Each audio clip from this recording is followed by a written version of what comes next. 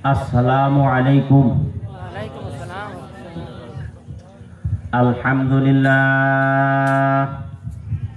আলহামদুলিল্লাহ নাহমাদুহু ওয়া নাস্তাঈনুহু ওয়া নাস্তাগফিরুহু ওয়া নু'মিনু বিহি ওয়া নাতাওয়াক্কালু আলাইহি ওয়া নাউযু বিল্লাহি মিন শুরুরি আনফুসিনা ওয়া মিন সাইয়্যাতি আ'মালিনা মান ইয়াহদিহিল্লাহু ফালা মুযিল্লা লাহু ওয়া মান ইউদ্লিলহু ফালা হাদিয়া লাহু ونشهد أن لا إله إلا الله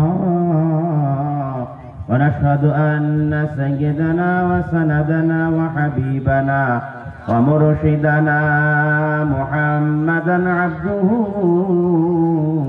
ورسوله أما بعد فقد قال الله تبارك وتعالى في كلامه المجيد وفي فرقانه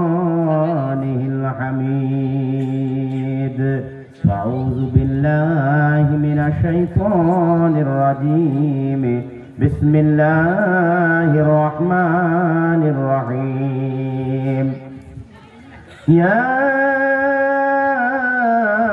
أيها الذين آمنوا لا تلهكم أموالكم ولا أولادكم عن ذكر الله ومن يفعل ذلك فأولئك هم الخاسرون صدق الله العظيم.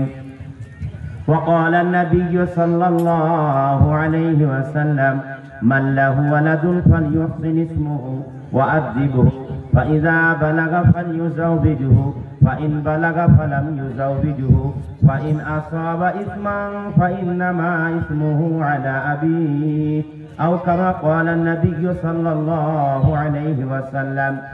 وقال النبي صلى الله عليه وسلم اطلبوا العلم من المهد إلى اللحد أو كما قال النبي صلى الله عليه وسلم. وقال تعالى في شان حبيبه آمرا ومخبرا إن الله وملائكته يصلون على النبي يا أيها الذين آمنوا صلوا عليه وسلموا تسليما. প্রত্যেকে একবার দরুদ ইব্রাহিম পাঠ করি। আল্লাহুম্মা সাল্লি আলা মুহাম্মাদিন ওয়া আলা আলি মুহাম্মাদ কামা সাল্লাইতা আলা ইব্রাহিম ওয়া আলা আলি ইব্রাহিম ইন্নাকা হামিদুম মাজিদ। اللهم بارك على محمد وعلى آل محمد كما باركت على إبراهيم وعلى آل إبراهيم إنك حميد مجيد. সম্মানীয় সুযোগ্য উলামায়ে কেরাম ও আমার সম্মুখে উপস্থিত ইসলাম প্রেমিক ভাইরা ও পর্দার অন্তরালে মা ও বোনেরা, প্রত্যেককেই আমি আমার পক্ষ থেকে শ্রেণীগতভাবে সালাম এবং শুভেচ্ছা, আসসালামু আলাইকুম। যাবতীয় প্রশংসা সে মহান করুণাময় আল্লাহু তাবারক ওয়া তাআলার জন্য, যিনি আমাকে আপনাকে অত্যন্ত ভালোবেসে সেই আসরের নামাজের পর হইতে নিয়ে এখনো পর্যন্ত একটা পুত পবিত্র মজলিসে বসার সুযোগ করে দিয়েছেন। তাই প্রত্যেকে আমরা মুনিবের দরবারে একবার কালিমাতু শুকর পাঠ করি, বলে আলহামদুলিল্লাহ। তারপরে পরে শতকোটি শান্তির ধারা বর্ষিত হোক আমার নবী, আপনার নবী তথা সারা বিশ্বের নবী আকায়ে নামদার তাজদারে মাদানী আহমদে মুজতবা মুহাম্মদে মুস্তাফা সাল্লাল্লাহু আলাইহি ওয়াসাল্লামের উপরে প্রত্যেকেই বলি আল্লাহুম্মা আমিন। ভাই মাইক ম্যানকে বলছি, মাইকটা ডব ডব ডব করে করছে ভাই। এ ভাই আপনাকে বলছি, মাইকটা কি করলে ঢপ ঢপানিটা বন্ধ হবে সেটা বন্ধ করুন। যাই হোক ভাইরা আমার, আল্লাহর অফুরন্ত মেহেরবানি যে এই অধম এরকম একটা পবিত্রতম মজলিসে আসার সুযোগ পেয়েছেন, এই জন্য আল্লাহর কাছে শুকরিয়া আদায় করি, বলি আলহামদুলিল্লাহ। এবং যে সমস্ত আমার স্নেহের ছাত্ররা আমাকে দাওয়াত দিয়েছেন তাদেরও সুস্বাস্থ্য এবং ঈমান আমলের সহিত আল্লাহ পাক তাদেরকে বাঁচিয়ে রাখুক, বলে আল্লাহুম্মা আমিন। যাই হোক ভাইরা আমার, এই যে এখন দেখছেন একটা মজলিসের অন্তিম কাল। ভাই আমার বক্তব্য হলো, মানে দেখবেন আমি খুব একটা কথা বলতে পারি না। আমার দেখবেন প্রত্যেকটা থানার ওসি না, তাদের নিজস্ব একটা পার্সোনালিটি আছে কি নাই? কেউ দেখবেন পুলিশ, কেউ আপনার স্মাগলারকে দিয়ে স্মাগলারকে মারা করায়, স্মাগলারকে দিয়ে স্মাগলারকে মারা করায়, নিজে কিন্তু ফিল্ডে যায় না। বলে তুই অমুক স্মাগলারকে যদি এনকাউন্টার করে দিস তো তোর নামে 10টা কেস আছে, 5টা উধাও করে দেবো। করে কি করে না? নিয়ে এনকাউন্টার করে দেওয়ার পরে তখন বড় বাবুকে খবর দেয়, বাস ও গিয়ে 0-2 রাউন্ড গুলি মারে, নিয়ে বাস অ্যাড হয় কি অমুক সিনহা দুবরাজপুর থানার বড় বাবু এনকাউন্টার করেছে বড় স্মাগলারকে। করে কি করে না? আবার কেউ নিজেই কি করে, অন্য ছোটখাটো পুলিশকে দিয়ে মার্ডার করায়। আবার কেউ নিজেই মৌলই মুচুরা হয়ে যায়, নিজের বিবিকে বিধবা করে, ছেলে মেয়েকে এতিম করায়। তো ভাই আমার বক্তব্য হলো, আল্লাহর রহমতে বকাটা আমার পেশা নয়। আমার মাদ্রাসাতে মূল পড়া পঠন পাঠন দেওয়া, এটাই আমার মূল পেশা। আলহামদুলিল্লাহ আমার সঙ্গে আমার এই ছাত্র এবং ভাই আছে। গতকালকেই, এবং আমি খাতরা এলাকায় যাই, গতকালকে ছিলাম নানুর এলাকায়, ওই সাঁওতা সন্তোষপুর বলে সাঁওতা গ্রামে। তো একটা বাড়িতে প্রোগ্রাম হয়েছিল, আলহামদুলিল্লাহ কমসে কম 300 লোক আমার সম্মুখে উপস্থিত ছিল। আর বিশেষ করে আপনারা মনে করবেন আধ ঘন্টা বলতে হবে না, যে গাড়ি যত বেশি সুবিধা সেই গাড়িতে তত বেশি অসুবিধা। দেখবেন আপনি যদি পায়ে হেঁটে যান, সামান্য হোঁচট খাবেন, হয়তো হাতটা খানি লড়ে যাবে, সরে যাবে। আবার সাইকেল নিয়ে যাবেন, হয়তো হাত আপনার ফেটে যাবে। আবার মোটর সাইকেল নিয়ে অ্যাক্সিডেন্ট করুন, দেখবেন দুকুচুরা হয়ে যাবে। যাবে কি যাবে না? তো মাইক যদি ভালো জিনিস, বক্স ভালো জিনিস, এটা যদি সেটিং না হয় তাহলে আমার 12টা বাজিয়ে দিবে। কথাটা বুঝতে পারলেন না? দুটো মনের ওটা দিতে হয় সামনে দিকে। আপনারা ভাববেন আধ ঘন্টা। এই গত মঙ্গলবার দিন ডাকটা দেখেছি শুধু গলার জন্য 1500 টাকা খরচাটা, আমি কথা বলছি না, আমাকে বলেছে 2 সপ্তাহ আমি কথা বলবেন না। বলে জি আমি পঠন পাঠন করাই, আমি শিক্ষকতা করাই, বলছে বোর্ডে লিখে পড়াবেন আর হ্যাঁ আর হু বলবেন। বলে তাইলে আমার হয়ে গেল। বলে স্যার আমি সেই আমাদের ধর্মীয় সভাগুলা করি। বলে অকীর্তন করেন? বলে হ্যাঁ ওরকমই করি। বলে ওটা এখন ছেড়ে দেন। কিন্তু আমাদের গলার মূল বক্তব্য, গলা শেষ হবার মূল কারণ হলো কি, এই সমস্ত মেশিনারি জিনিস ঠিকঠাক যদি অ্যাডজাস্টিং না হয় তাহলে কিন্তু 12টা বেজে যায়। যাই হোক বাপজিরা আমার, এই প্রোগ্রামটা এখন কিরকম উপমা জানেন? এই প্রোগ্রামটা উপমা হলো, দেখবেন আপনার 3 দিন 4 দিন 5 দিন ধরে খুব রমরমা বাজার, বিয়ের লগন সুমত সমস্ত কিছু হয়ে গেল, ফিতে কাটা, একবারে বরকে খাওয়ানা দাওয়ানা, আলমতলা সাজানো সবই হয়ে গেল। এবার শুধু কেবল মাত্র বিয়ে পড়ানো হয়ে গেছে, খাওয়া দাওয়া হয়ে গেছে। এবার শুধু বউকে নিয়ে কেবল মাত্র বাড়ি যাবে, জামাইকে আর আপনার বউকে বা স্বামী স্ত্রী পাশাপাশি বসিয়েছে। ওই যে শাশুড়িরা সালাম দিতে আইবে আর শালীরা সেফটি পিন দিয়েছে, হ্যাঁ তাড়াতাড়ি কর তাড়াতাড়ি কর। জামাইয়ের বাড়ির লোক তাড়াতাড়ি করছে, কেন? যে কালকে আমার শ্বশুর কুলে আত্মীয়রা কোনে যাত্রী যাবে, আমাকে এখন যেতে হবে, ফল মাকড় কিনতে হবে, ওখানে ব্যবস্থাপনা করতে হবে। আর এরাও বলছে ঝামেলা চুপাই, 3 দিন ধরে রাত জাগছি, আর ভালো লাগছে না। কথা বুঝতে পারলেন? তো এখন আমি বেশি বক্তব্য দেওয়া এটা ঠিক ওই রকম কন্ডিশন। যারা ছাত্র ছাত্রী আছে, ছাত্র ছাত্রীর অভিভাবক অভিভাবিকা আছেন, তারা বলছে তাড়াতাড়ি ছাড়ো, অনেক হয়েছে, আমার ছেলে পুরস্কার পেয়ে গেছে, আর আমার দেখার দরকার নাই। আর বাকি যে লক্ষ্যটা রয়েছে, বলছে কেউ বলছে আমাকে দায়িত্ব দিয়েছে ইমাম সাহেব, কেউ প্যান্ডেলের আমাকে ওই মাদুর গুলা গুটোইতে হবে, কেউ বলছে আমাকে চেয়ার গুলা গুটোইতে হবে, মাইক মানো বিরক্ত বা কতক্ষণ বলে, সবাই তো 15 টাকা ভাড়া দিয়েছে, আবার এত মোটা মোটা কথা। না বাপ, কথার নাম লতা, কথা বলতে গেলেই কথা বাড়ে। যাই হোক বাপজিরা আমার, আমি শর্ট করে বলছি, আজকে পৃথিবীর বুকে দেখবেন প্রত্যেকটা মানুষ এবং নারী পুরুষ নির্বিশেষে আমরা যেখানেই যাই, আমাদেরকে প্রত্যেকটা গ্রামে আমাদের কিছু গোয়েন্দা ছাড়া আছে। আমি মসজিদে যখন বসে থাকি, আমার কাছে কেউ আসেন এবং আসার পরে বলেন, জি আমাকে এই গ্রামে সুদের কারবার বেশি, খালি সুদ নিয়ে আলোচনা করবেন। কেউ বলেন কি, যে আমাদের গায়ে চুরি এবং ঘোষ খুব বেশি, তো এই নিয়ে খালি আলাপ আলোচনা করবেন। কেউ বলে কি যেখানে মা বাপকে সম্মান দেওয়া হয় না, এই জন্য মা বাপের প্রসঙ্গে কিছু কথাবার্তা রাখবেন। বিভিন্ন জন বিভিন্ন রকম বলে। বাপজিরে আমার, বাপ মায়ের যেরকম মর্যাদা আছে, যেরকম সন্তান সন্ততির যেরকম কর্তব্য আছে, সেরকম মাতা পিতারও কিছু কিছু দায়িত্ব আছে। আছে কি না? যেরকম দেখবেন পুরুষদের কিছু দায়িত্ব আছে, তো স্ত্রীদেরও কিছু কর্তব্য আছে। আছে কি না? খালি হা হু দিবেন। স্বামীর দায়িত্ব হলো কি, যে আপনার হাট বাজার থেকে সমস্ত জিনিস আপনার ক্রয় করে নিয়ে আসবে, ইনকাম করে নিয়ে আসবে। মাছ গোছ আলু পেঁয়াজ ডাল সমস্ত কিছু তরকারি বাড়ির মধ্যে এনে দিবে। আর স্ত্রী আমার মায়েদের বোনেদের তার কর্তব্য হলো কি, যে সেই সমস্ত রান্না বান্না করে ওগুলা আমার আপনার সামনে কিন্তু পরিবেশন করবে। একজনা যদি আপনার দায়িত্বতে অবহেলা করে, তাহলে অপরজনাও কিন্তু আপনার কর্তব্যের মধ্যে গাফিলতি দেখাবে। দেখাবে কি দেখাবে না? আপনার চাচা, আমার খালু, আমার বাপ, এই সমস্ত মানুষ দেখবেন ভোরবেলাতে অনেক মানুষ আছে ফজরের নামাজ পড়ে গিয়েছেন, কেওয়ারদের সঙ্গে মাছ ধরা হয়ে গেছে।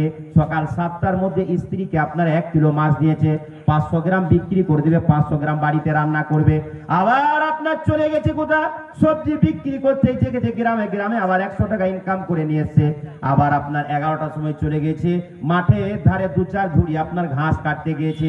যখন আপনার জোহরের সময় হয়ে গেছে 12:30, মুয়াজ্জিন আজান দিবে, তাই চাচা আমার ভালো করে গোসল সেরে নিয়েছেন, মসজিদে নামাজ পড়ে নিয়েছেন। নামাজ পড়ার পরে এবার আরাম করে বাড়িতে আপনার মাছ ভাত খাবে। এমত অবস্থায় চাচি আমার, ভাবি আমার, গত রাত্রে এখানে মজলিস হয়েছিল, আজ সিরিয়ালটা কাজা আছে, 11টা থেকে 1টা পর্যন্ত সিরিয়ালে ব্যস্ত, এখনো পর্যন্ত ভাতের মৌ ফুটছে, ভাতের এখনো পর্যন্ত চালটা দেয় নাই, মাছ তো দূরের কথা, শাক পর্যন্ত এখনো সিদ্ধ হয় নাই। তখন আমার চাচা আর কিন্তু ব্রেন ঠিক থাকবে না, বলবে ফজরের নামাজ পড়ে মাছ ধরে এনে তোমাকে মাছ দিয়েছি, 500 মাছ বিক্রি করতে বলেছি, 100 টাকা ইনকাম হবে। আবার সবজি বিক্রি করে 100 টাকা তোমার হাতে দিয়েছি, আবার গরু ছাগলের জন্য ঘাস কেটে এনেছি, আর তুমি সারাটা দিন এখানে নিজের কর্তব্য পালন করবে না, এটা আমি মেনে নিতে পারি না। বাপজিরে আমার, তো এরকম ভাবি, যেরকম আমার এবং আপনার কিছু কর্তব্য আছে সন্তান হিসেবে, সেই রকম আমাদের যে সমস্ত অভিভাবকরা আছেন, আমাদের যারা মাতা পিতা আছেন, তাদেরও কিন্তু কিছু দায়িত্ব আছে। আছে কি না? তারা যদি নিজের দায়িত্ব পালন না করে, তাহলে বৃদ্ধকালে তারা কিন্তু ঝেঁটা ছাড়া অন্য কিছু পাবে না।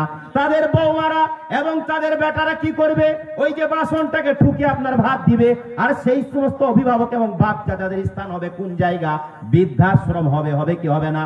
এই জন্য কোরআন শুধু কেবলমাত্র সন্তানদেরকে বলে নাই, যে ওয়াকুর রাব্বিরহামহুমা কামা রাব্বায়ানি সগীরা ওয়া ক্বাদা রাব্বুকা আল্লা তা'বুদু ইল্লা ইয়্যাহু ওয়া বিল ওয়ালিদাইনি ইহসানা ইম্মা ইয়াবলুগান্না ইনদাকাল কিবারা আহাদুহুমা আও কিলাহুমা ফালা তাকুল লাহুমা উফিন ওয়া লা তানহারহুমা ওয়া কুল লাহুমা কাওলান কারীমা।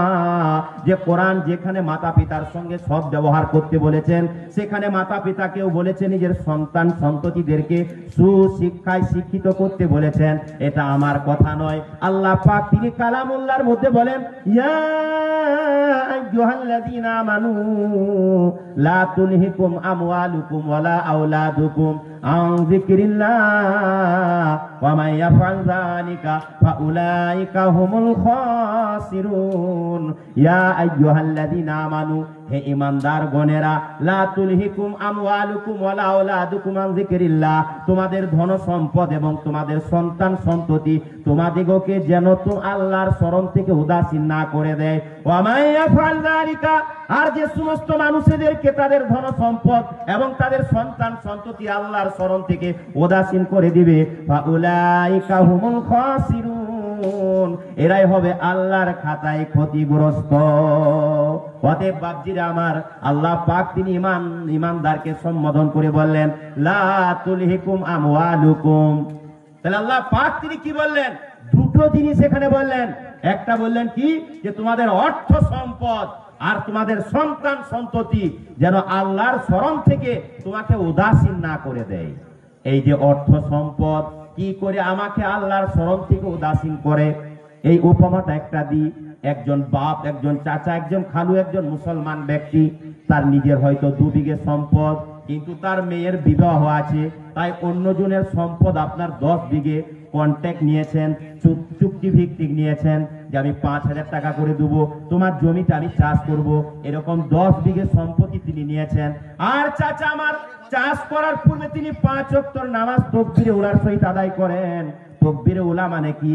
যখন ইমাম সাহেব আল্লাহু আকবার বলেন, উনিও কিন্তু আল্লাহু আকবার বলে শরীক হন। এরকম তাকবীরে উলার সহিত কিন্তু নামাজ পড়েন। কিন্তু চাচা আমার এই যে 10 বিঘে সম্পত্তি জমি ধান লাগিয়েছেন, এখানে আপনার গ্রামগঞ্জে আপনার মেশিন আছে কিন্তু লেবার নাই। বলছি মা চাচিদেরকে বলছি ওখানে বক্তব্যটা বন্ধ করলে ভালো হয়। ওরা কি মনে করে জানেন তো, কি যা করবে বাস ওই সেন্টুর বাপ, আমাদের কিছু করার দরকার নাই, আমাদের বাস মোটামুটি রান্না করে দিলে হইলো। আর ইমামের সঙ্গে সঙ্গে বলবো জি তাল পিঠে খাবেন, হ্যাঁ পাঠান পাঠান পাঠান, আজ খেচুড়ি করে দিদি পাঠাবো, হ্যাঁ পাঠান, অথই জান্নাতে চলে যাব। আজকে মহিলাদের কিছু বলছি না, আর বক্তব্য করার মতো মেজাজ নেই। আগেই বললাম যে অন্তিম কাল চলছে, এবং সেই সঙ্গে সঙ্গে এই যে কন্ডিশন আগেই বললাম। বাপজিরে আমার তো কথা হচ্ছে কি, ওই চাচা আমার মুসলমান ব্যক্তি আমার এই চাষ করার পূর্বে আপনার তাকবীরে উলার সহিত নামাজ পড়তেন। এখন 10 বিঘে সম্পত্তি যিনি যে চাষ করেছেন, এখনকার গ্রামগঞ্জে আপনার ধান কাটা মেশিন আছে কিন্তু লেবার পাওয়া যাচ্ছে না। উনি দেখছেন না আমার খড়ের প্রয়োজন, এই জন্য উনি ঝাড়খণ্ড থেকে লেবার এনেছেন। আর একটা জমি আছে 5 বিঘে বাকুড়ি, আর আপনার 10খানা লেবার লাগিয়েছেন। লেবারদের আপনার কথা অনুযায়ী হলো কত, 8 ঘন্টার পারিশ্রমিক হলো 250 টাকা। 8 ঘন্টা আমি আপনি পরিশ্রম করব, তাহলে আপনার 250 টাকা পাবো।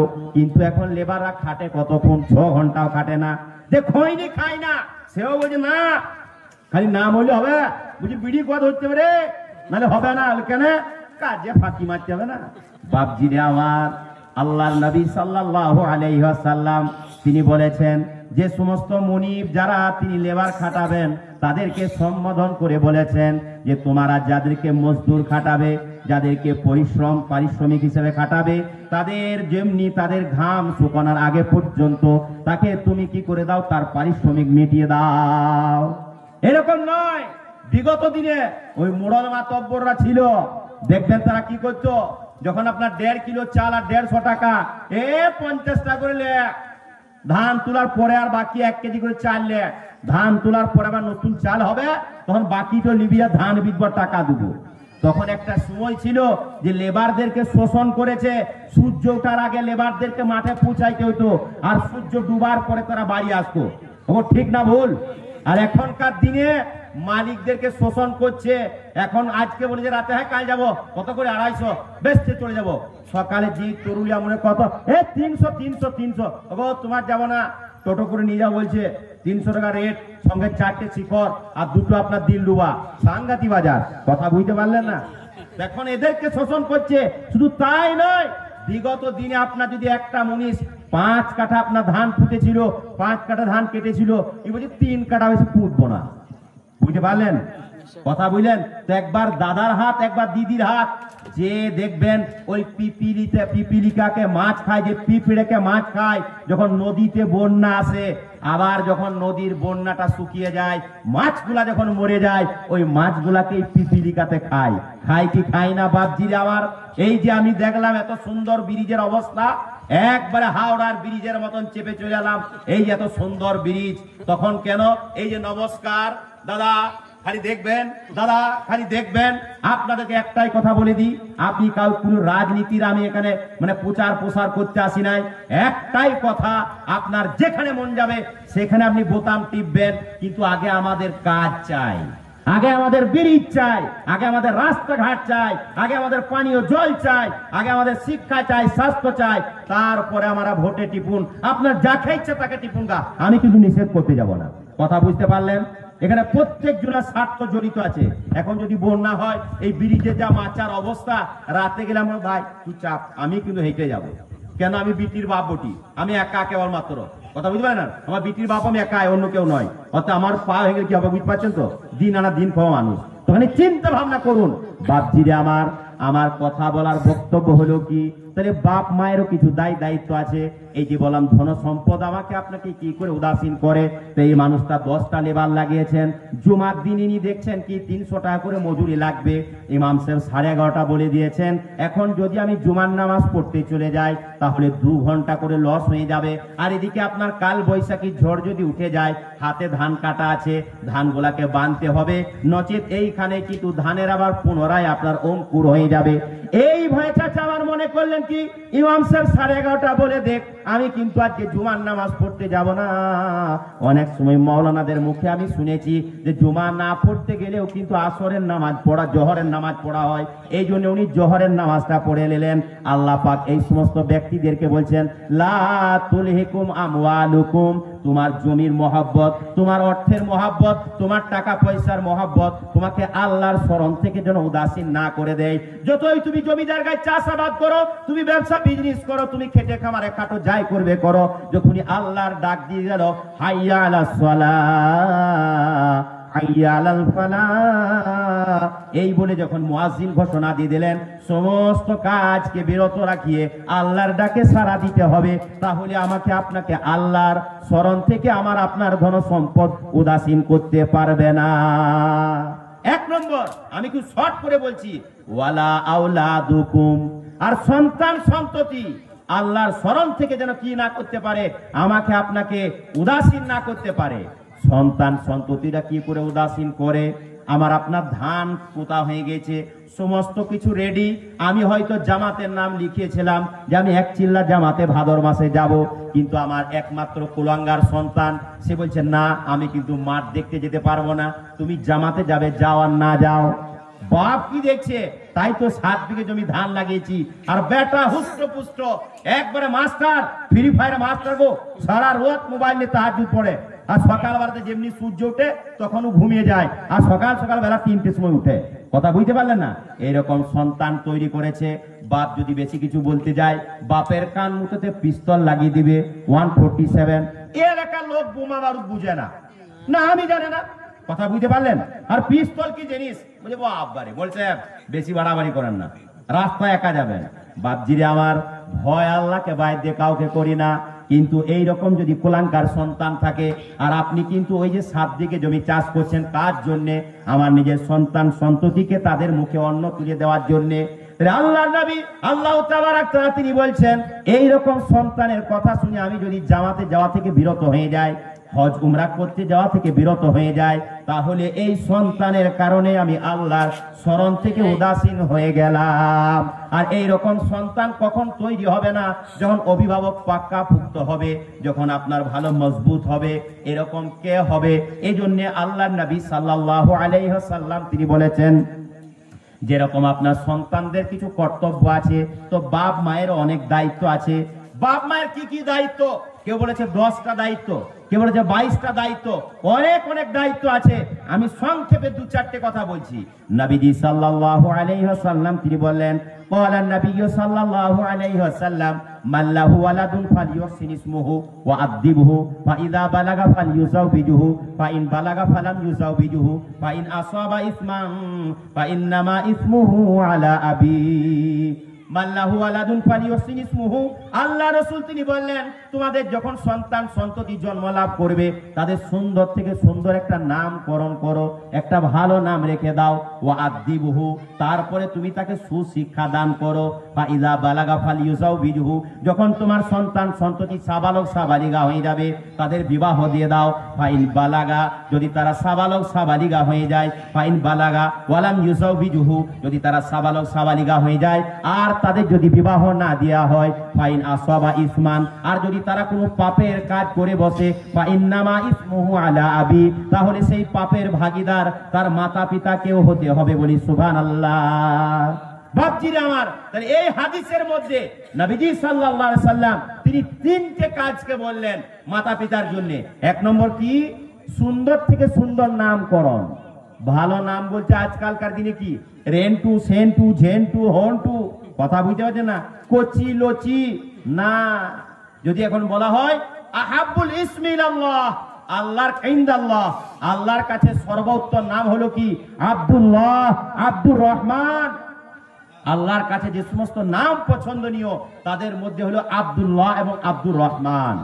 মানে আল্লাহর যে নাম আছে তার শুরুতে কি করা, তার প্রথম অংশে আব্দ শব্দ যুক্ত করা, তারপরে নবীদের নাম, সাহাবীদের নাম, এই সমস্ত নামকরণ গুলা করা।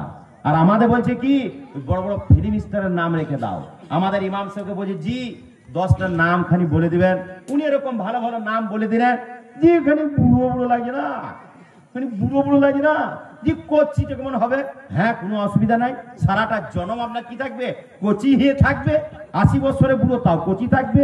কিছু নতুন গ্রাম আছে দেখবেন ও সারা জনমই নতুন গ্রাম। কিছু লোক আছে দেখবেন ঘর জামাই, গোটা গায়ের জামাই, হয় কি হয় না? ও বাপেরও জামাই, ছেলেরও জামাই, বেটারও জামাই, সবারই জামাই, তো সেরকম ভাব থাকবে। আবার কিছু মানুষ আছে এমন এমন নাম রাখে কেউ যেন বুঝতে না পারে যে নামটা কি, দীপু কি, দীপু শেখ না, মানে যেখানে যেরকম বুঝে সেখানে সেরকম নামটা প্রয়োগ করে। যদি দেখে যেদিকে দল ভারী বলে এদিকে বল হরি, কোনো অসুবিধা নাই, দীপু সাহা, অমুক ডোম না, দীপু শেখ বলে কি বলে না, সে মনে করে কি যদি আল্লাহ না করুক কোন সময়ে বাই চান্স যদি কি হয়, বা চুপ করে বসো, বা তুই ঘুমবি, তো কথা হলো কি যে কোন সময়ে বাই চান্স যদি মারামারি হানাহানি লেগে যায়, তখন আমি যদি দেখি যে আমাদের সংখ্যা কম ওদের বেশি, আমি কিন্তু শেখটা বাদ দিয়ে দেবো, বলবো সাহা বাপজি রে আমার। যখনই দেখে নিবে সংখ্যালঘু এলাকা, মুসলিম এলাকা, আপনি যদি নামটাকে পাল্টে দেন তারপরেও বলবেন না খানি গোলমাল লাগছে। যাদের নাম ভালো ইসলামিক অনুযায়ী নামকরণ করেছে, আব্দুল্লাহ, আব্দুর রহমান, আব্দুর রহিম, আব্দুল জলিল, মোহাম্মদ, আহমদ, মুস্তফা, মুজতবা, মুসা, ঈসা, এরকম যাদের নাম ঠিক আছে তাদেরকে সসম্মানে যদি তাদেরকে শহীদ করতে চাই, বুকে গুলি করে দিবে আর বুকটাকে চিতিয়ে দিবে, দাও আল্লাহর রাস্তায় তুমি শহীদ করে যাও। আর একজন যে 2 নম্বরই করছে চালাকি করে, ওই রকম ভাবে আনকমন নাম রেখেছে যে 2 নৌকায় পা দিয়েছে, বুঝতে পারা যাবে না হিন্দু না মুসলিম। আমার বিধর্মী ভাইদের মতন নামকরণ করেছে, বলবে না এই যে মুসলিম জাতি মনে হচ্ছে, অতএব এর নাম দেখে বোঝা যাচ্ছে না, আধার কার্ড সঙ্গে না, অতএব প্যান্টটা খুলে দেখো, প্যান্টটা খুলে দেখার পরে একে অসম্মান করো, তারপরে কিন্তু একে একটা নয় 4টে গুলি মেরে দাও। তো ভালো থেকে ভালো নামকরণ করতে হবে, নামের দিকে বেশি যাচ্ছে না। দ্বিতীয় কথা কি বলেছেন, ওয়াদিবুহু, তাকে সুশিক্ষা দাও। তাকে সুশিক্ষা বলতে কি, যে সর্বপ্রথম আমার এবং আপনার সন্তান যখন কথা বলতে পারবে, নবীজি সাল্লাল্লাহু আলাইহি ওয়াসাল্লাম তিনি বলেছেন, যখনই কোনো বালক এবং বালিকা, কন্যা সন্তান হোক কিংবা পুত্র সন্তান, যখনই কথা বলতে পারবে সর্বপ্রথম তাকে কালিমায়ে তাইয়্যিব শিক্ষা দান করো, লা ইলাহা ইল্লাল্লাহু মুহাম্মাদুর রাসূলুল্লাহ। শুধু তাই নয়, সে যদি আপনার অর্থটা বলে দেন, লা ইলাহা ইল্লাল্লাহ, কোনো উপাসক নেই, কোনো মাবুদ নাই, ইল্লাল্লাহ কেবলমাত্র আল্লাহ, মুহাম্মাদুর রাসূলুল্লাহ, আর মুহাম্মদ সাল্লাল্লাহু আলাইহি ওয়াসাল্লাম আল্লাহর প্রেরিত রাসূল, এই কথাটা তাকে শিক্ষা দিয়ে দেন। শুধু তাই নয়, তারপরে তাকে সুশিক্ষা দান করুন, মানে কোরআনের শিক্ষা দান করুন। কোরআন আপনি পড়ান, কোরআনের শিক্ষা মক্তবে পাঠান, আলিফ বা তা সা জিম দাল এরকম ভাব যখন পড়বে, শুধু তাই নয় এগুলাও শিক্ষা দিতে হবে। এবং সেই সঙ্গে সঙ্গে আপনি আমাদেরকে কি করণীয়, যে দেখবেন বাচ্চা একটা শিশু, তাকে যদি আমরা আপনি বলি সেও কিন্তু আমাদেরকে আপনি বলবে, আমরা যদি তাকে তুমি বলে শিক্ষা দিই সেও কিন্তু তুমি বলবে, আমি যদি তাকে তু বলি সেও কিন্তু তু বলবে। এই জন্য তাদেরকে আপনি বলাটা বেস্ট, তাদেরকে আপনি বলাটা ভালো।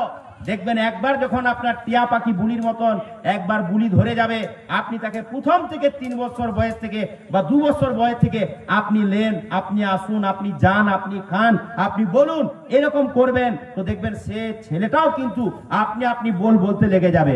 তারপরে যখন 5 থেকে 7 বছর বয়স হবে, তখন আপনি এবার তুকারি যা করবেন করুন, ও কিন্তু আপনিটা আর কিন্তু ছাড়বে না। শুধু তাই নয়, তাকে এটাও শিক্ষা দেন। অনেক সময় দেখবেন বাচ্চারা জিজ্ঞাসা করে যে আল্লাহ কোথায় আছেন, আমরা বলি ওখানে আছে না, তাকে বলে দেন আল্লাহ সর্বশক্তিমান, আল্লাহ সর্ব জায়গায় সর্বস্থানে বিরাজমান, আল্লাহ সর্ব জায়গাতেই আছেন, এরকম ভাব তাকে শিক্ষা দেন। এবং বড়দেরকে সম্মান করতে বলুন, যে না উনি দাদা হন, উনি দাদাজি বলতে হন, ওনাকে দাদিজি বলতে হয়, ওনাকে ফুফুজি বলতে হয়, এই বলে শিক্ষা দিতে হয়। কিন্তু আমরা কি করি, না তুই দাদা হয়, ওকে সালো বল, সালো বল, বাবারে ওকে সালো বলতে বলছি, ও দাদি হয়, ওকে মুখ খিস্তে করে গাল দিতে বলছি। যখনই কিছুটা স্বাবলম্বী হয়ে যাচ্ছে আর বাপটা খানি বুড়ো হয়ে যাচ্ছে, তখন ওই ছেলেটাই ঘুরিয়াকে কিন্তু সালো বলে দিচ্ছে, দিচ্ছে কি দেয় নাই, আর কোনো জায়গাতে কাঁদার জায়গা পাচ্ছে না, ইমামের কাছে যাচ্ছে আর অভিযোগ করছি, জি আমাকে সালো বললে, কি বলবো জি, আমাকে শুয়োর বলে গাল দিলে জি। কথা বুঝছেন কি বুঝছেন না? কেন? যখন ওই যে টাকা গুনেছিল থুপ দিয়া, তাদেরকে এখনো শোনানোর জায়গা পেছে না, তখন ইমামকে খবর নেয় নাই, হাজি বেটার বিয়ে দিছি, চলুন পুনের টাকাটা গুনে নিবেন, তখন ইমামকে বলে নাই। এখন বইয়ের কথা শুনে বেটা ওকে সালো বলছে, ঘর থেকে বার করে দিচ্ছে, ইমামের কাছে কাঁদছে, আরো দুবারই দিয়ে দেখবো, মুখে বলেছে তো আরো দিয়ে দিতে বলো, আমি এমনি বললাম আপনি দিতে যান না। কথা বুঝতেন কি বুঝলেন না বাপজিরে আমার? তাহলে সুশিক্ষা দিতে হবে। আর সুশিক্ষা হলো কি? সর্বপ্রথম এই যে এতক্ষণ পর্যন্ত হাদিস এবং কোরআনের কথা শুনলেন, নবীজি সাল্লাল্লাহু আলাইহি ওয়াসাল্লাম তিনি বলেছেন, খায়রুকুম মান তাআল্লামাল কোরআন ওয়া আল্লামা, তোমাদের মধ্যে থেকে সর্বোত্তম ব্যক্তিকে যে নিজে কোরআন শিক্ষা করে এবং অপরকে শিক্ষা দেয়।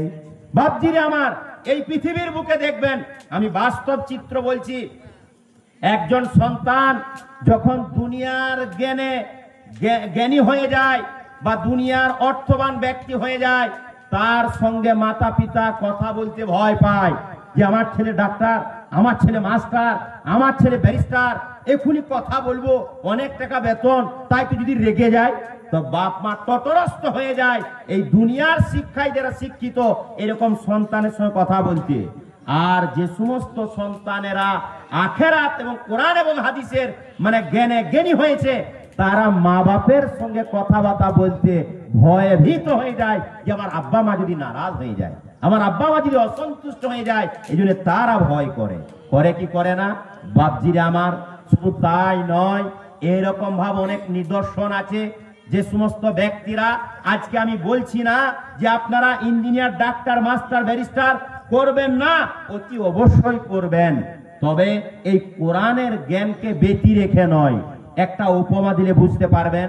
হয়তো আপনাদের গ্রামে কোনো একজন বড় লোকের ছেলে বা মেয়ের বিবাহ হচ্ছে, আপনার এই যে দুবরাজপুর পাশেই বড় একটা লজে বিবাহ হবে। লজে একবারে ছুটকা বা বড় বড় যে নামি দামি বাবুর্চি প্লেট চুক্তি হয়ে গেছে, যে এক একটা প্লেটের আইটেম থাকবে কত টাকার? 575 টাকা। মানে কত টাকা আইটেম বুঝতে পারছেন? খাওয়াবে কটার সময়? বেলা 12টা থেকে স্টার্টিং। সকাল থেকে আপনি কিছু খান নাই, কিন্তু দেখবেন যখন অতি ভুকে আপনি থাকবেন, আবার বেশি খেতে পারবেন না। এই জন্য বেলা 9টার সময় বলছেন, হাগো মুখের মা, বলে কি হলো কি? পেট খুব খালি খালি লাগছে গো, দুটো। আগে বললে না বাসি ভাত ছাগলকে দিয়ে দাও, তখন বলে বাসি ভাত না না হালকা করে খাবো, কানি অল্প মুড়ি দাও। কি দিয়ে খাবে? শশা নাই, খেয়ে নিলাম। বলে মূল্য রয়েছে? বলে হ্যাঁ মূল্য রয়েছে। মূল্য দিয়ে যদি আপনি ওই যে মুড়ি খান, তারপরে 12টার সময় গেলেন, 17 রকম আইটেম, আপনি আপনার হয়তো স্যালাড খেয়েছেন, ফ্রাইড রাইস খেয়েছেন, চিকেন পাকোড়া খেয়েছেন, আরো নানা রকমের আইটেম খেয়েছেন, কিন্তু ওই যে 9টার সময় আপনি মূলো আর মুড়ি খেয়ে গিয়েছেন, যত রকমের খাবার খান, কিন্তু সন্ধ্যেবেলাতে ঢেকুরটা কার উঠবে? কার উঠবে ভাই? ওই মূলোরই উঠবে, অন্য কারুর উঠবে না। তো বাপজিরা আমার, আপনি আপনার সন্তান সন্ততিকে ইংরেজিতে অনার্স পড়ান, ইতিহাস পড়ান, বিজ্ঞান পড়ান, ভূগোল পড়ান, কোরআনের যত রকমের জ্ঞান আছে জ্ঞান দিয়ে জ্ঞানী করে দেন, আমি নিষেধ করছি না। কিন্তু সর্বপ্রথম আপনি কি করুন? আপনার সন্তান সন্ততিকে ছোট থেকে কোরআনের শিক্ষা দেন। আপনি সারাটা দিন 24 ঘন্টার মধ্যে 23 ঘন্টা আপনি এই আধুনিক শিক্ষা দেন, আমি নিষেধ করব না, কিন্তু অন্তত পক্ষে 1টা ঘন্টা আপনি কোরআনের শিক্ষাকে দেন। বাপজিরে আমার, বড় দুঃখ লাগে, বড় বেদনা লাগে, আজ থেকে যারা বিগত দিনে বড় ডাক্তার, মাস্টার, ব্যারিস্টার হয়েছেন মুসলমানের মধ্যে থেকে, যাদের মধ্যে ধর্মীয় কোনো চেতনা নেই, এরা দেখবেন সালাম পর্যন্ত করে না। নামাজ রোজা তো করা দূরের কথা, মুসলমানদেরকে ভালো চোখে দেখে না। আজকে আল্লাহ সুবুদ্ধি দান করেছেন এই সমস্ত যারা মিশন তৈরি করেছেন, আল আমিন মিশন, আল হিলাল মিশন, আরো বিভিন্ন ধরনের মিশন। আজকে নতুন একটা মিশনের দোয়া করে এলাম। আমাদের সুখবাজারের ওই হযরত মাওলানা মাইপুর মৌলভী সাহেব ছিলেন, রফিক মৌলভী সাহেব, তার ছেলে আমাদের মাওলানা মুতাসিম বিল্লাহ, আজকে আসরের পরে দোয়া করে এলাম আল হিদায়াত মিশন। এবং এই মিশনে অনেকজনা ব্যয়বহুল খরচ, যে সর্বপ্রথম 20, 25, 30 হাজার টাকার ডোনেশন নেই, ভর্তি ফি নেই, কিন্তু উনি আমাদেরকে বললেন, আমাদের ছাত্র, যে আমি কোনো ভর্তি ফি নেব না, গরিব মানুষের ছেলে, তাদের আমি কোনো ভর্তি ফি নেব না। হ্যাঁ, মাসে একটা ছেলেকে পড়াইতে গেলে 2000, 3000 খরচা লাগে, সেটা দেবো। কেউ যদি ভর্তি করাইতে চান আপনারা যোগাযোগ করবেন। যাই হোক বাপজিরা আমার, তো বিশেষ কথা, আজকে যে সমস্ত ডাক্তার, মাস্টার, ইঞ্জিনিয়ার, ব্যারিস্টার যারাই হচ্ছে, দেখবেন যখন ডাক্তারখানায় যায়, আসসালামু আলাইকুম, জি ভালো আছেন, ইঞ্জিনিয়ার, তারা সালাম দেয়, তারাও নামাজ পড়ে, আমাদের বুকটা ভরে যায়। শুধু তাই নয়, ইতিপূর্বে দেখবেন শতকরা 100টা ডাক্তার খুঁজেছেন, একটাও মুসলিম খুঁজে পাওয়া যায় নাই, কিন্তু আলহামদুলিল্লাহ এখন অহরহ 100টার মধ্যে আপনি 10%ও পাবেন। এগুলাই মিশনের অবদান।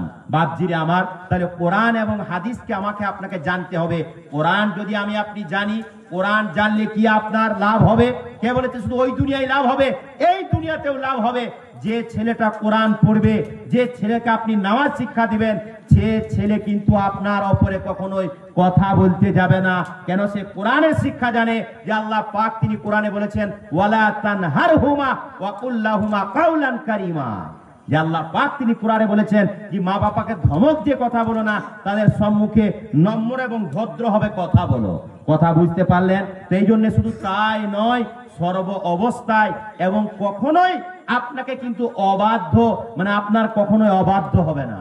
সব থেকে বড় কথা হলো কি, যে দিনটায় আমার আপনার দরকার, আমরা বহু জায়গাতে জানাজায় যাই, বড় আফসোস লাগে, বড় দুঃখ লাগে যে ইমাম সাহেব জানাজা পড়াইলেন, ইমাম আপনার পড়াইতেই পারেন, আপনার অধিকার আছে যে আপনি যখন জীবদ্দশায় আপনার ইমামের পেছনে নামাজ পড়েছেন, অতএব মৃত্যুর পরেও আপনার জানাজার নামাজটা ইমাম পড়াবেন। কিন্তু এমনও সন্তান রয়েছে, জানাজা হয়ে গেল, মাটিটা দিয়েই বাস চলে গেল, সে জানেই না যে আমার আব্বাকে একা এখানে শুয়ে দিয়েছি অন্ধকার কবরে, যে কবর প্রত্যেক দিন আমাকে আপনাকে সম্বোধন করে বলে, আনা বাইতুল গুরবা, আনা বাইতুল ওয়াহদা, ওয়া আনা বাইতুত তুরাব, ওয়া আনা বাইতুল দুধ।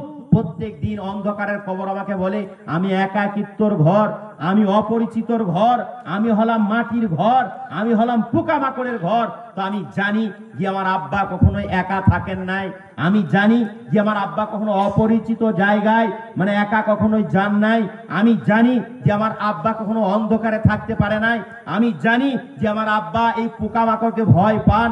তারপরেও কিন্তু আমার আব্বাকে আমি কবরস্থ করে দিয়েছি। ঠিক আছে, মরতে প্রত্যেককে হবে, কিন্তু আমার আব্বাকে দাফন করার পরে আমার কি এতটুকু সুবুদ্ধি হয় নাই যে হ্যাঁ, আব্বার জন্য যে সমস্ত ওলামায়ে কেরামরা দাঁড়িয়ে আছেন, আমি অন্তত পক্ষে যেটুকু জানি সেটুকুই আমি ওখানে পড়ে সূরা ফাতিহা, সূরা ইখলাস, সূরা তাকাসুর, আমানা রাসূলু বিমা উনজিলা, এই সমস্ত আয়াতগুলা পড়ি, কিন্তু জানেই না তো পড়বে কোথা।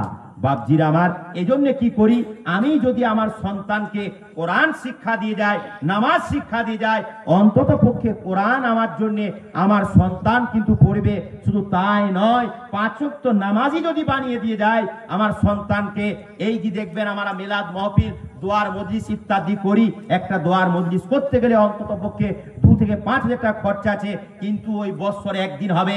কিন্তু আমি আমার সন্তানকে, আমি আমার সন্ততিকে যদি নামাজি বানিয়ে দিয়ে যায়, কোরআন পড়নেওয়ালি বানিয়ে দিয়ে যায়, যখনই আপনার হাত তুলবে তখনই রব দোয়া করবে, রব্বানা আতিনা ফিদ দুনিয়া হাসানা ওয়া ফিল আখিরাতি হাসানা ওয়া কিনা আযাবান নার। তারপরে পরে হাত তুলবে, রব্বির হামহুমা কামা রব্বায়ানি সগীরা। রব মানে প্রভু, হে আমার প্রভু, ইরহামহুমা, হে আমার প্রভু তুমি আমার মাতা পিতার উপরে দয়া করো, কামা রব্বায়ানি সগীরা, যেরকম আমার মাতা পিতা আমার উপরে বাল্যকালে দয়া করেছিল। এই দোয়া সে পড়বে কি পড়বে না?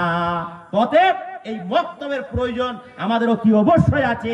আর সন্তান সন্ততিকে মক্তবে পড়ানোর পরে ওগুলা নিজের বাস্তব জীবনে রূপ বা রূপান্তরিত করছে কি করে নাই, এই দায়িত্বটা কার? আমাদের নিজের।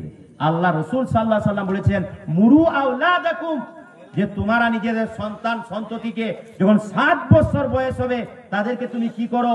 নামাজ পড়ার নির্দেশ দাও। আর 10 বছর যখন বয়স হয়ে যাবে তখন যদি নামাজ না পড়ে তাহলে তাকে বেত্রাঘাত করো, তাকে মানে প্রহার করো। কিন্তু বড় অনুতাপের বিষয়, বড় দুঃখের বিষয়, গার্জেন নিজেই তো নামাজ পড়ে না, নিজের সন্তানকে আর কি বলবে? একদিন যদি মাঠে খাবার নিয়ে যেতে 10 মিনিট আধ ঘন্টা লেট হয়ে যায়, একদিন যদি বাংলা পড়তে না যায় তখন তাকে গালমন্দ করা হয়, তাকে তিরস্কার করা হয়। আর মাসের পর মাস আপনার মক্তবে পড়তে আসে না, নামাজ পড়ে না, তার জন্য কোনো তিরস্কার নেই। বাপজিরে আমার, অনেক জায়গাতে আমরা গিয়েছি, আল্লাহ পাক নিয়ে গেছেন এই কোরআনের বদৌলতে। আমি যখন সর্বপ্রথম ইউপি দেওবন্দ মাদ্রাসায় যাই তো বাচ্চা বাচ্চা ছেলেমেয়েরা দেখছি নামাজ হচ্ছে, একটা নোটবুক, জি জি দস্তখত कर दीजिए, জি সই করে দেন। আমি তো কিছু বুঝে আসে না। তারপর আমি ইমাম সাহেবকে জিজ্ঞেস করলাম, क्या बात है मौलाना? बोले हमारे यहाँ ऐसा रवाज है कि फजर की नमाज पढ़ने के बाद अगर छोटे छोटे बच्चे अगर इमाम के पास अगर दस्तखत ले लिया तो उसकी अम्मी जो है उसको सुबह को चाय पिलाएगी, ये तुमने फजर की नमाज अदा कर दिया। কথা বুঝতে পারলেন? যে ফজরের নামাজের পরে ইমামের কাছ থেকে সই নিতে হবে যে তুমি ফজরের নামাজ পড়েছো কি পড়ো নাই। অতএব তুমি যদি ফজরের নামাজ পড়ে দস্তখত মানে সই নিয়েছো তাহলে তুমি সকালের নাস্তা পাবে। আবার জোহরের নামাজ পড়ার পরে আমরা ভাত খাই কি খাই না, ইমাম সাহেব যদি সই দেখে তাহলে দুপুরের খাবার দিবে, আসরের পরে যদি আসরের সই দেখে বিকেলের নাস্তা দিবে, এবং রাত্রে মাগরিব আর এশা দেখে নিবে। আর আমাদের গার্জেন, আমাদের মারা তো এত ব্যতিব্যস্ত এখন মোবাইল নিয়ে, বুঝতে পারলেন? অনেক আবার ব্লুটুথ, ওই যে আমাদের নানিরা আছেন, খালারা আছেন, ওদের গ্রুপ খুলে বসে আছে, এসো নিন্দা করি, কাজে ব্যস্ত কত। এখন মেয়েদের মাশাআল্লাহ খুবই ব্যস্ততা বেড়ে গেছে। এখন মোটামুটি ইন্দারাতে পানি তুলতে হয় না, ঘোটো দিয়ে আপনার ওই যে লাভ দিয়ে ঘোটো পিঠে যে সেগুলাকার নাই, খড়ের আপনার জাল ফেলতে হয় না। তারপরে দেখবেন ওই চুলোতে ভাত রান্না নাই, হারিকেন মুছতে হয় না, ঘরে লাতা দিতে হয় না, চুটুস করে দিয়ে পুটুস করে রান্না করে খেয়ে নিচ্ছে। আর দিন না শুধু মোবাইলে, মানে দিনে 5 বার করে আপডেট নিচ্ছে, নিজের বোনের সঙ্গে আর মায়ের সঙ্গে আর নানা রকমের লোকের সঙ্গে, আর স্বামীর সঙ্গে দিন রাত জামালা। হয়তো আপনাদের এখানে মা বোনের এরকম লয়, আমি আমাদের কথা বললাম, কেন আপনাদের বদনাম করতে যাবো? এখানে মাশাআল্লাহ সব ঠিক আছে, কেন এখানে খুবই সুখী পরিবার, সব ভালো সমাজ। বাপজিরে আমার, তো এই জন্য ওরা কি হিসাব নিবে? ওদের নিজেদের তো হিসাব নাই, নামাজ পড়ার সময় নাই।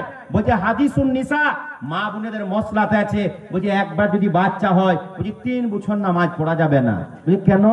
বাচ্চা হয়েছে না, পিসাব করে দিচ্ছে। 20 ঘন্টা শাড়ি কিনে রেখেছো, একটা দুলা ভাইয়ের ঘর যাবার লেগে, একটা নানির ঘর যাবার লেগে, একটা মায়ের ঘর যাবার জন্য, তো বাচ্চা হয়েছে তো কি হবে? নামাজ পড়ার জন্য একটা কাটা শাড়ি জুটে নাই না, ওই বাহারাতে বলছে 3 বছর নামাজ পড়া যাবে না। বাপজিরে আমার, যদি আপনি দিনই শিক্ষা অর্জন করেন তাহলে আপনি জানতে পারবেন যে বাচ্চা হওয়ার পরে যদি 5 দিনের পরেও আপনার ওই নিফাস নামক যে রক্তটা আছে যদি বন্ধ হয়ে যায়, তো 6 নম্বর দিন থেকে আপনাকে গা মাথা ধুয়ে কি করতে হবে? নামাজ, রোজা, স্বামী স্ত্রী মিলন সমস্ত কিছু আপনাকে করতে হবে। কথা বুঝতে পারলেন? ওই যে 40 দিন গুনে রেখেছে, ওটা 40 দিন কার জন্য? যা লাগারে হয়ে যাচ্ছে, যার বন্ধ হওয়ার কোনো নাম নাই, সে কি করবে? 10 দিন পরে গা মাথা ধুবে, নামাজ রোজা সব কিছু করবে, তারপরেও যদি ব্লাড আসে বা রক্ত আসে, ওটা ধর্তব্যের বাইরে, ওটা অসুখের কারণে। কিন্তু মা বোনেরাও আজকালকার দিনে কোরআন হাদিস কিছু জানতেও চায় না, আর ওরা কোনো মজলিসে গেলেও মোটামুটির ওপরে কার কটা হাঁসের মুরগি ছা মূল্য, আর কার কটা মানে ওই অলংকার হলো, আর কার কটা শাড়ি কিনলে, আর কার লক্ষ্মী ভান্ডার ঢুকেছে ঢুকে নাই, এই নিয়ে আপডেট নিতে ব্যস্ত। ওসব শোনার ওদের দরকার নাই, তোমরা শুনলেই হবে। কথা বুঝতে পারছেন কি পারেন নাই?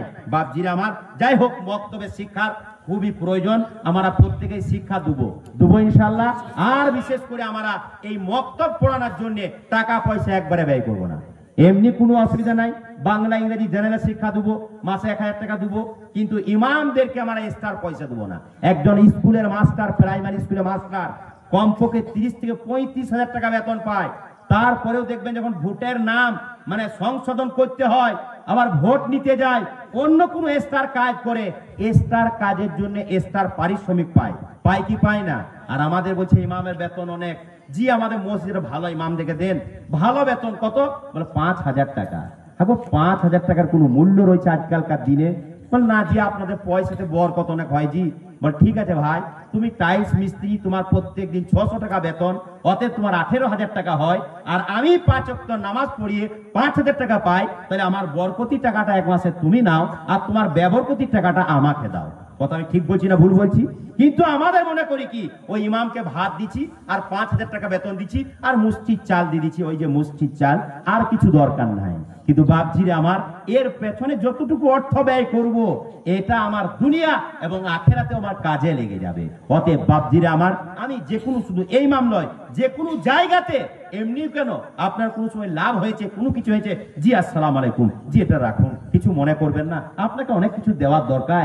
আপনি গোটা গ্রামের ভালাই ভাবেন, আপনি ছেলে মেয়েদেরকে, আমরা কেবলমাত্র জন্ম দিয়েছি, কিন্তু মানুষের মতন মানুষ আপনারাই তৈরি করছেন, আপনাকে অনেক কিছু দেওয়ার দরকার, কিন্তু আমরা দিতে পারি না। ফার্সি একটা কিতাব আছে, উস্তাদ রা বেহতারিন পিদারাস, যে শিক্ষক হলো কি অতি উত্তম পিতা। কেন? আমার বাপ আমাকে কেবলমাত্র জন্ম দিয়েছেন, কিন্তু আমাকে মানুষের মতন মানুষকে তৈরি করেছেন আমার শিক্ষক মহাশয়গণেরা, অতএব তারাই আমার উত্তম পিতা। যাই হোক বাপজির আমার, কথার নাম লতা, কথা হয়তো ছোট বড় অনেক কিছু বলে দিলাম, কিন্তু আরো কিছু বলার হয়তো কথা প্রয়োজন ছিল। আল্লাহ পাক আবার যদি কখনো আনান তো ইনশাল্লাহ আবার বলবো। আল্লাহ পাক আমাকে আপনাকে প্রত্যেককেই এই গুটি কয়েক কথার উপরে আমল করা তৌফিক দান করেন। আল্লাহুম্মা আমিন। ওয়া মা আলাইনা ইল্লাল বালাগ। যেটা গজল বলেন গজল। জি আমার অবস্থা একদমই ভালো নাই, আর মাইক যখনই আমাকে ডাকবে, মাইক যেন দুটো মনিটর থাকে, মাইক যেন চাঙ্গা থাকে, নচেত আমাকে ডাকবে মাইক আমি নেবো না, আমি বিনা মাইকে বলবো। কথা বুঝবেন?